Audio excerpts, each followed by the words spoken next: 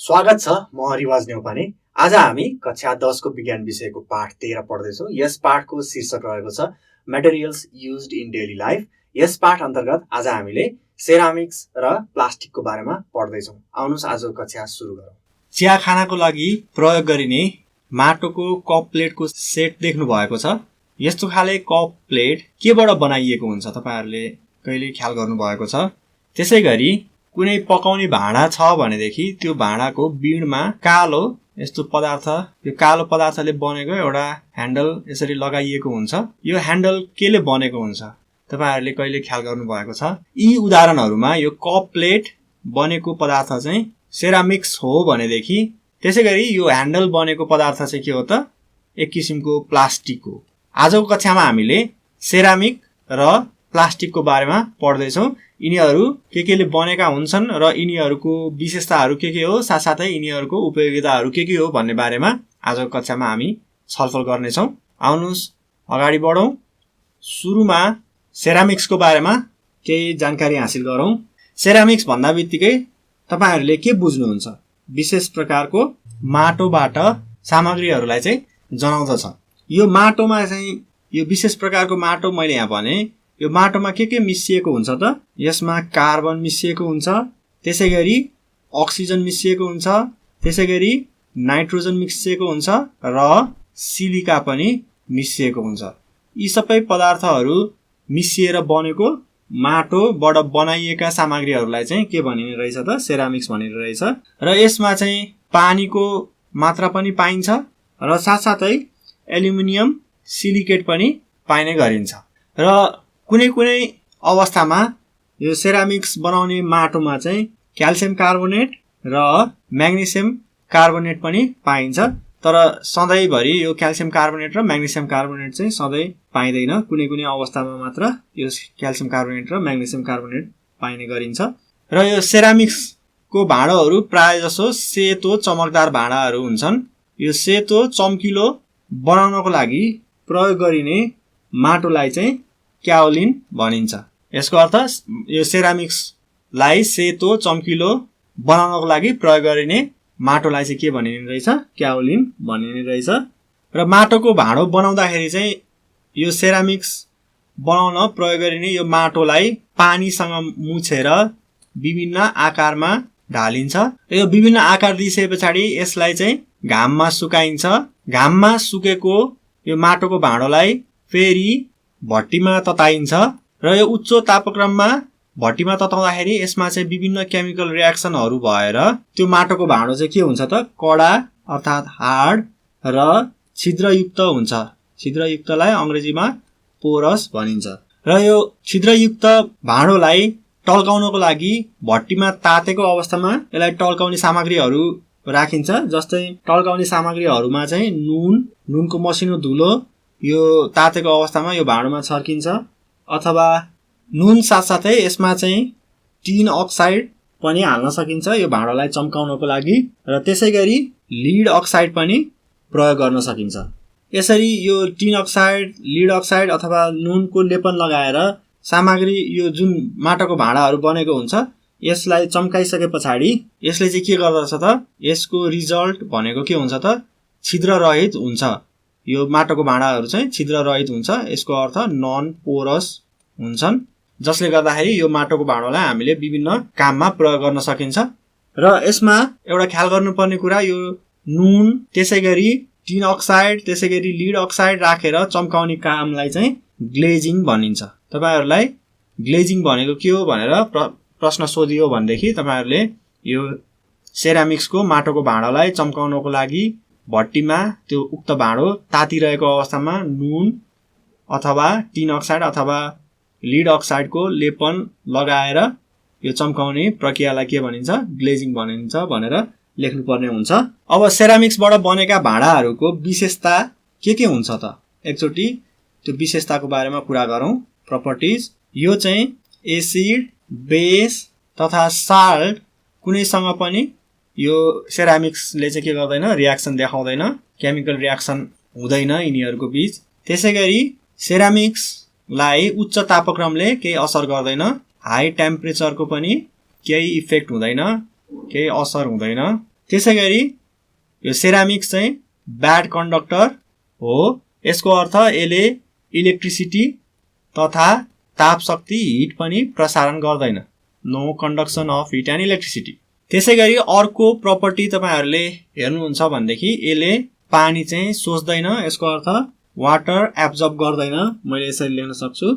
त्यसो भए यो विशेषताहरूलाई प्रयोग गरेर सेरामिक्सलाई कुन कुन ठाउँमा प्रयोग गर्न सकिन्छ, युज गर्न सकिन्छ त्यसको बारेमा एकचोटि हेरौं। जस्तो एसिड बेस साल्टसँग रियाक्सन नगर्ने भएको भएर यो सेरामिक्सबाट विभिन्न किसिमको ल्याब इक्विपमेन्टहरू तयार गर्न सकिन्छ। जस्तै उदाहरणको लागि पोर्सिलिन बेसिन, जुन हामीले ल्याबमा विभिन्न केमिकलहरू तताउनको लागि प्रयोग गर्छौं, यो चाहिँ सेरामिक्सबाट बनेको हुन्छ। त्यसैगरी यो उच्च तापक्रम खप्न सक्ने भएको भएर र साथसाथै यसले पानीलाई पनि नसोच्ने भएको भएर विभिन्न किसिमको खाद्य पदार्थहरू राख्नको लागि पनि प्रयोग गरिन्छ। प्लेट, कप जस्ता भाँडा बनाउन। त्यसैगरी यो ब्याड कन्डक्टर हुने हुनाले कुनै कुनै विद्युतीय सामग्रीहरू अथवा इलेक्ट्रिकल डिभाइसेसहरू बनाउन पनि प्रयोग गरिन्छ। त्यसैगरी केही कडा खालका सेरामिक्सहरू चाहिँ नक्कली दाँत र हाड जोर्नीहरू बनाउन पनि प्रयोग गरिन्छ। र कहिलेकाहीँ यो सेरामिक्सहरू चाहिँ एकदम चमकदार हुने भएको भएर सजावटको सामग्रीहरू बनाउन पनि सेरामिक्सलाई चाहिँ प्रयोग गरिन्छ। यसरी विभिन्न कुरामा हामीले सेरामिक्सलाई चाहिँ प्रयोग गर्न सकिने भएको भएर सेरामिक्स चाहिँ हामीले के भन्न सक्छौं, बहुउपयोगी वस्तु रहेछ भनेर हामीले भन्न सक्छौं। अब हामी प्लास्टिकको बारेमा पढ्दै छौं। प्लास्टिकलाई हामी म्यान मेड पोलिमर भन्न सक्छौं। यो पोलिमर भनेको त्यसो भए के हो त तपाईहरुलाई जिज्ञासा लागेको हुन सक्छ। यो पोलिमर भनेको विभिन्न कुनै एउटा केमिकलको मोलिक्युललाई हामीले लामो चेनमा चाहिँ जोड्न सक्यौं भनेदेखि त्यसलाई के भनिन्छ, पोलिमर भनिन्छ। त्यो चेनलाई र यो प्रक्रिया जुन रहेको छ यो प्रक्रियालाई चाहिँ हामी के भन्दछौं, यसरी सानसानो मोलिक्युलहरूलाई जोडेर चेन बनाउने प्रक्रियालाई चाहिँ हामी पोलिमराइजेसन भन्न सक्दछौं। र प्लास्टिक भनेको यही पोलिमराइजेसन प्रक्रियाबाटै उत्पादन भएको एउटा पोलिमर हो। प्लास्टिक बनाउनको लागि प्रायजसो कच्चा तेलबाट प्राप्त रसायनहरूको प्रयोग गरिन्छ। र यो प्लास्टिक शब्दको अर्थ चाहिँ के हो भनेर तपाईहरुले खोज्नुहुन्छ भने यो प्लास्टिक शब्द कहाँबाट आएको हो त? ग्रीकको प्लास्टिको भन्ने शब्दबाट आएको हो। र यो प्लास्टिको भन्ने शब्दको अर्थ आकार परिवर्तन गर्न सक्ने क्षमता भन्ने बुझिन्छ। त्यसो भए अब प्लास्टिकलाई कसरी तयार गरिन्छ त? उदाहरणको लागि ससाना मोनोमरहरूलाई, जुन मैले अघि रसायनहरू विभिन्न मोलिक्युलहरू भनेको थिएँ, यो मोलिक्युलहरूलाई चाहिँ मोनोमर भनिन्छ। यो मोनोमरहरूलाई तताउँदाखेरि, हाई टेम्परेचरमा तताउँदाखेरि केमिकल रियाक्सन हुन गई यो मोनोमरहरू चाहिँ एक आपसमा जोडिन्छन् र यो पोलिमर बन्दछन् र यो प्रक्रियालाई पोलिमराइजेसन भनिन्छ। यसको एउटा उदाहरणको रूपमा, यो पोलिमराइजेसनको उदाहरणको रूपमा चाहिँ हामी एउटा यहाँ प्रक्रिया हेर्न सक्छौं केमिकल रियाक्सनद्वारा। जस्तै हेर्नुस् त, यहाँनिर सी दुईटा बोन्ड एच यतापट्टि एच र यो एच, यो भनेको कुन मोलिक्युल भयो त? तपाईहरुले पक्कै पनि थाहा पाइसक्नु भएको छ। यो के हो त? इथिन हो। यो इथिनलाई चाहिँ हामीले एउटा मोनोमरको रूपमा लिन सक्छौं। यस्ता इथिनहरूको थुप्रै मोलिक्युलहरू यसलाई एकै ठाउँमा राखेर यसरी तताउँदाखेरि के हुन्छ त? यो यस्तो किसिमको चेनमा परिवर्तन हुन्छ र यही प्रक्रियालाई चाहिँ हामी के भन्न सक्छौं, पोलिमर भन्न सक्छौं। अनि यसरी बनेको पोलिमर चाहिँ इथिनबाट बनेको भएर यसलाई के भनिन्छ, पोलिइथिन भन्न सकिन्छ। छोटकरीमा पोलिथिन। हामीले पोलिथिनको ब्यागहरू भन्ने गर्छौं नि हैन, पोलिथिनको झोलाहरू, प्लास्टिकको झोलाहरू जुन हामीले बजारमा पाउँछौं त्यसलाई चाहिँ हामीले पोलिथिनको झोलाहरू पनि भन्ने गर्छौं। त्यसको कारण चाहिँ यस्तो रहेको थियो। र प्लास्टिकको प्रकारको कुरा गर्ने हो भनेदेखि प्लास्टिक मुख्यतया दुई प्रकारको हुने गर्दछ। एउटा चाहिँ थर्मोसेटिङ प्लास्टिक, अर्को चाहिँ थर्मोप्लास्टिक। थर्मोप्लास्टिक चाहिँ तताउँदाखेरि के हुन्छ, नरम हुन्छ र यसलाई फेरि विभिन्न आकारमा बदल्न सकिन्छ। र यो चिसो भइसकेपछि फेरि के हुन्छ त, कडा हुन्छ। यो तताउँदाखेरि चाहिँ नरम हुने भयो अनि यहाँनिर चिसाउँदाखेरि चाहिँ यो फेरि कडा हुने भयो। र हामीले यदि यसको यो नरम भएको अवस्थामा आकार बदलेर आकार परिवर्तन गराएर यसलाई चिसायौं भनेदेखि यो जुन आकारमा हामीले परिवर्तन गरेका थियौं त्यही आकारमै बसिरहने गर्दछ। तर थर्मोप्लास्टिकको विपरीत थर्मोसेटिङ प्लास्टिक चाहिँ तताउँदाखेरि झन अझ कडा हुने गर्दछ। यसको अर्थ यो पग्लिदैन। यस्तो किन भएको होला भनेर तपाईहरुलाई जिज्ञासा लागेको छ भनेदेखि जस्तो हेर्नुस् त थर्मोप्लास्टिकमा चाहिँ एउटा यो डटले एउटा यो बिन्दुले मैले एउटा मोलिक्युललाई प्रतिनिधित्व गर्न सक्छु भनेदेखि यो थर्मोप्लास्टिकमा के हुन्छ यस्ता मोलिक्युलहरु चाहिँ लिनियर चेनमा गाँसिएका हुन्छन्, एउटा सरल लाइनमा यसरी गाँसिएका हुन्छन्। यो चाहिँ थर्मोप्लास्टिकमा हुन्छ भनेदेखि यो दुईटा लाइनहरुको बीचमा चाहिँ कुनै पनि बोन्ड हुँदैन यो दुईटा चेनको बीचमा। तर थर्मोसेटिङ प्लास्टिकमा चाहिँ के हुन्छ त यो दुईटा चेनको बीचमा विभिन्न क्रस लिंकहरु भएको हुन्छ अथवा विभिन्न बोन्डहरु चाहिँ फर्मेसन भएको हुन्छ। उदाहरणको लागि यहाँ हामी हेर्न सक्छौं जस्तै यो एउटा तह भयो र यो अर्को पोलिमरको तह भयो। यो दुईवटा पोलिमरको तहको बीचमा पनि यसरी लिंकहरु चाहिँ क्रस लिंकहरु चाहिँ हामी पाउन सक्छौं। यो क्रस लिंकले गर्दाखेरि के हुन्छ त थर्मोसेटिङ प्लास्टिकलाई तताउँदाखेरि पनि यो पग्लिदैन र अझ कडा हुने गर्दछ। तर यो थर्मोप्लास्टिकमा चाहिँ यो क्रस लिंकहरु नहुने भएको भएर अथवा दुईटा पोलिमरको चेन बीच कुनै पनि बोन्डहरु नहुने भएको भएर के हुन्छ त यसलाई तताएपछि यो पग्लिने गर्दछ र नरम हुने गर्दछ। थर्मोप्लास्टिकको उदाहरणको रूपमा चाहिँ हामी पोलिथिन, त्यसैगरी पोलिभिनाइल क्लोराइड जसलाई पीवीसी पनि भन्ने गरिन्छ, त्यसैगरी पोलिस्टिरिन यस्ता प्लास्टिकहरु चाहिँ थर्मोसेटिङ प्लास्टिक हुन् भनेदेखि थर्मोप्लास्टिकको उदाहरणहरु चाहिँ निम्न प्रकारका रहेका छन् जस्तै बेकेलाइट, मेलामाइन र युरिया। यिनीहरु चाहिँ के हो त थर्मोसेटिङ प्लास्टिकको उदाहरण हो। र विशेष गरी हामीले यहाँ कुरा गर्न खोजेको चाहिँ बेकेलाइटको बारेमा। बेकेलाइटको बारेमा किन कुरा गर्न खोजिएको होला भनेदेखि यो चाहिँ थर्मोप्लास्टिक हो र यो तताउँदाखेरि नपग्लिकन झन कडा हुने भएको भएर यसलाई चाहिँ हामीले सामान्यतया तातो भाँडाको बिँडको रूपमा प्रयोग गर्दछौं। जस्तै उदाहरणको लागि तपाईहरुको घरमा प्रेसर कुकर छ कि छैन, यो प्रेसर कुकरको बिँडमा चाहिँ कालो प्लास्टिक जुन लगाइएको हुन्छ यो प्रेसर कुकर तात्दाखेरि पनि यो प्लास्टिक के हुँदैन त पग्लिदैन र यो के को उदाहरण हो त यो चाहिँ बेकेलाइटको उदाहरण हो। यो प्लास्टिक यो ह्यान्डल चाहिँ यसको यो बिँड चाहिँ केले बनेको हुन्छ बेकेलाइटले बनेको हुन्छ। र यो बेकेलाइट तयार गर्नको लागि कार्बोलिक एसिड र फर्मल्डिहाइडको प्रयोग गरिन्छ। यो दुईटाको पोलिमराइजेसनबाट चाहिँ के तयार हुन्छ त बेकेलाइट तयार हुन्छ। यसलाई कुकरको तथा यो तातो भाँडाको बिँडको रूपमा प्रयोग गर्नुको साथसाथै स्विच, प्लग, विद्युतीय सकेटहरु बनाउन पनि प्रयोग गरिन्छ। अब हामी प्लास्टिकको विशेषताको बारेमा कुरा गर्दै छौं।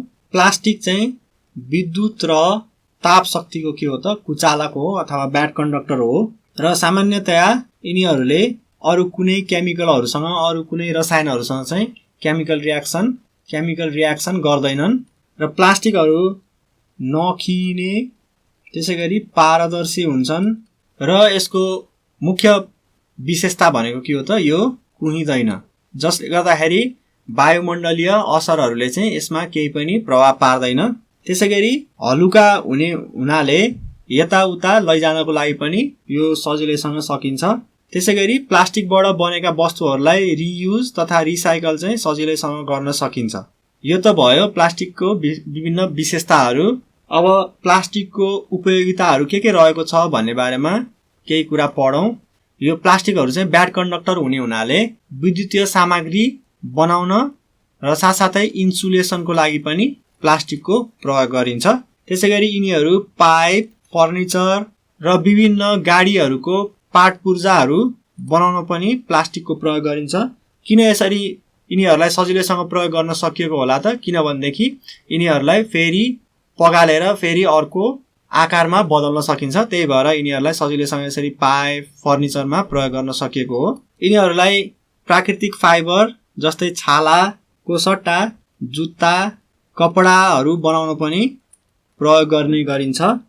त्यसैगरी झोला, तथा जाली बनाउन पनि यिनीहरूको प्रयोग गरिन्छ र यो प्लास्टिक चाहिँ पानीबाट पनि नभिज्ने भएको भएर वाटरप्रुफ सामग्रीहरू बनाउन पनि यो प्लास्टिकको प्रयोग गरिन्छ। हामी आजको कक्षाको अन्त्यमा आइपुगेका छौं। हामीले आज के पढ्यौं भन्ने बारेमा सरसर्ती जानकारी हासिल गरौं। हामीले सुरुमा सेरामिक्सको बारेमा पढ्यौं। यो सेरामिक्स कसरी बन्दछ, यसको विशेषताहरू के रहेको छ र साथसाथै यो सेरामिक्सलाई कहाँ प्रयोग गर्न सकिन्छ भन्ने बारेमा हामीले विस्तृत रूपमा पढ्यौं र आजको कक्षाको दोस्रो भागमा गएर प्लास्टिकको विशेषताहरू के रहेको छ र साथसाथै प्लास्टिकको युजेसहरू के रहेको छ भन्ने बारेमा पनि पढ्यौं। यो पढ्नुभन्दा अगाडि हामीले पोलिमराइजेसन भन्ने प्रोसेसको बारेमा अध्ययन गरौं। यो प्रोसेस, यो प्रक्रियाबाट चाहिँ प्लास्टिकहरू बनाइने गरिन्छ भन्ने कुराको जानकारी आजको कक्षामा हामीले हासिल गर्यौं। जानुभन्दा अगाडि तपाईहरुलाई निम्न प्रश्नहरू गृह कार्यको रूपमा छोडेर जाँदैछु। प्रश्नहरू यस प्रकार रहेका छन्। प्रश्न नम्बर 1, सेरामिक्स भनेको के हो? प्रश्न नम्बर 2, सेरामिक्सका युजेसहरू के छन्? युजेस भनेको उपयोगिताहरू के रहेका छन्? त्यसैगरी प्रश्न नम्बर 3, पोलिमराइजेसन भन्नाले के बुझिन्छ? प्रश्न नम्बर 4, थर्मोसेटिङ प्लास्टिक किन पग्लिदैन? प्रश्न नम्बर 5, प्लास्टिकका विशेषता र उपयोगिताहरू लेख्नुहोस्। आजको कक्षाको हामी अन्त्यमा आइपुगेका छौं।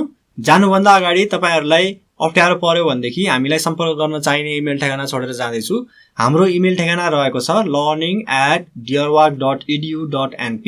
यस इमेल ठेगानामा तपाईहरुले आफूलाई लागेको जिज्ञासा साथसाथै हामीलाई सल्लाह सुझाव पनि पठाउन सक्नुहुनेछ।